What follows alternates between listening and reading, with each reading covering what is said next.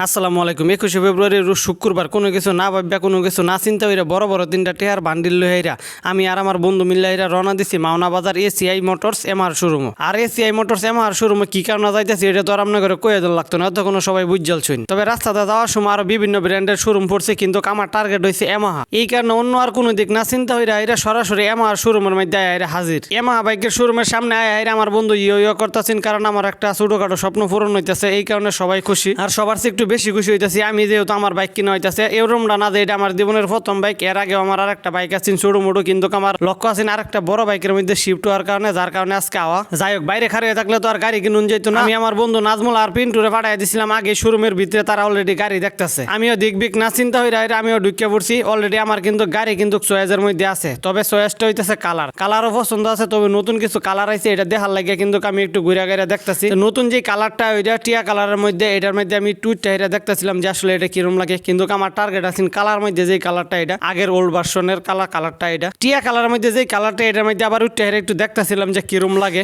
যাই হোক, এত কিছু দেখে এরা লাভ নাই, আমার কিন্তু কালার চয়েস করা আছে।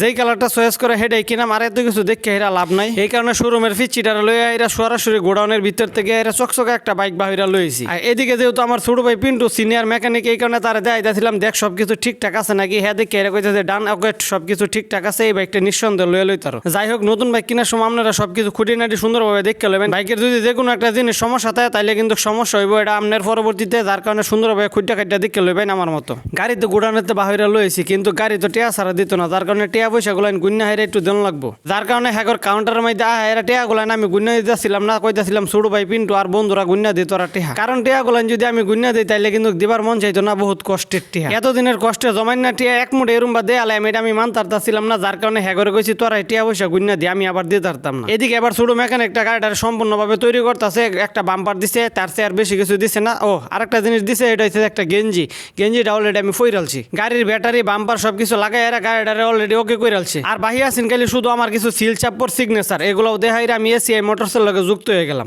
যাই হোক, অবশেষে বাইক কেনার স্বপ্নটাও পূরণ হয়ে গেছে, সবার কাছে দোয়া প্রার্থী। অবশেষে ছবি তোলার মাধ্যমে আমার হাতের মধ্যে বড় ধরনের একটা চাবির রিং ধরাই হাইরা দিছে, আর আমারে বুঝাই দিছে আমার গাড়ি। আর গাড়ি যেহেতু বুঝতে পাইছি, গাড়িটার উপরে সর্বপ্রথম মুঠটা হাইরা দেখতেছিলাম সবকিছু ঠিকঠাক আছে নাকি, স্টার্ট দিয়ে সবকিছু ঠিকঠাক আছে। আর নতুন গাড়ি স্টার্টের মধ্যে তো শুরু হয়ে গেছে আমার নতুনের লগে পথ চলা। আর আজকের এই ব্লগটা আর বেশি বড় হতাছি না, কারণ অলরেডি রাত 8টা বাজে গেছে। কারণ গাড়ি লইয়া তো বাড়ির জান লাগবে, এমনিতে দেশের পরিস্থিতি বালা না, তাইলে আর কি দেওয়া হইতেছে নতুন গাড়ি লইয়া নতুন কোনো ভিডিওর মধ্যে বালা তখন সুস্থ তখন। আল্লাহ হাফেজ।